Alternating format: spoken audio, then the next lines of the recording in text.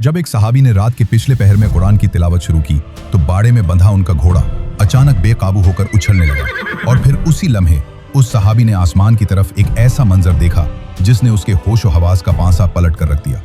ये उस वक्त की बात है जब सहाबा किराम का मामूल था कि वो रातों को उठकर कुरान करीम की तिलावत किया करते थे।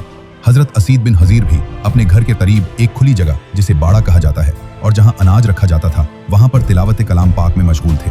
इस रात हजरत असीद ने रात के आखिरी पहर में सूरह अल बकरा की तिलावत शुरू की। उनके करीब ही उनका घोड़ा बंधा हुआ था जो उनका जंगी साथी था। यहाँ ये बात समझना जरूरी है, अल्लाह ताला ने हजरत असीद को निहायत सुरीली और पुरकशिश आवाज अता की थी। जैसे ही हजरत असीद ने तिलावत शुरू की तो अचानक उनके घोड़े ने बेचैनी जाहिर करना शुरू कर दी। वो उछलने लगा और ऐसा लग रहा था जैसे घोड़ा किसी गैर मामूली चीज से घबरा गया हो। हजरत असीद ने घोड़े को पुरसुकून करने के लिए तिलावत रोक दी तो घोड़ा भी फौरन पुरसुकून हो गया। उन्होंने दोबारा कुरान पढ़ना शुरू किया तो घोड़ा फिर बेचैन हो गया। ये मामला 2-3 बार हुआ।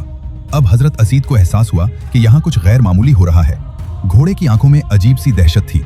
हजरत असीद तिलावत जारी रखना चाहते थे लेकिन वहीं करीब ही उनका छोटा बेटा याह्या सो रहा था। घोड़ा जिस तरह उछल कूद कर रहा था, हजरत असीद को शदीद खौफ हुआ कि कहीं वो रस्सी तोड़कर उनके मासूम बेटे याह्या को कुचल न दे।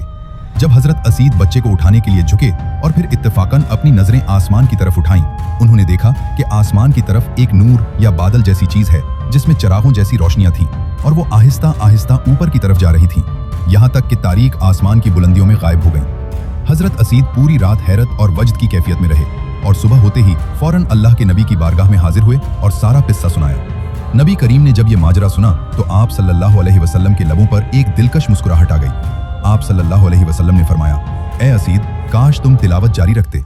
फिर आप सल्लल्लाहु अलैहि वसल्लम ने फरमाया कि वो कोई बादल नहीं था बल्कि वो फरिश्ते थे जो तुम्हारी तिलावत की आवाज सुनकर जमीन पर उतर आए थे।